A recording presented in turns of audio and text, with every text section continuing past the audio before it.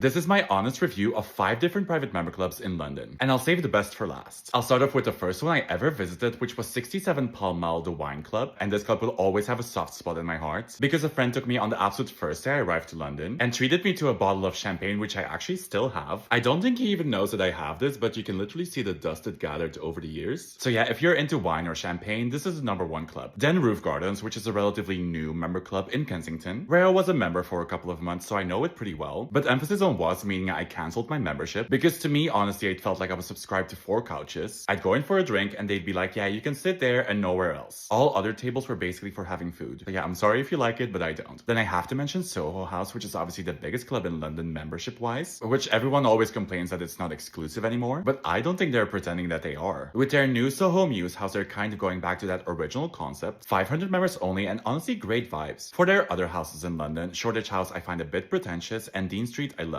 Then probably one of the most famous clubs in the world, Annabelle's, which again knows exactly who they are, targeting the nouveau riche in London, which is quite apparent with their interiors. But I honestly think it's quite funny, like why shouldn't this thing be a giant crocodile? Best place for socializing is the bar on the roof, and the crowd is very mixed, very cool, and definitely influential. And before I mention my favorite, if you're looking to join a high-end luxury community for both business and pleasure, check out the link in my bio. And then finally, my favorite private member club in London, pretty much the best mix of people when it comes to influence, celebrity, politics, business. Their interiors are amazing, it feels really cozy, but it's really their curation of members that makes it such a standout. And you might have guessed it already, here I'm talking about 5 Hertford Street.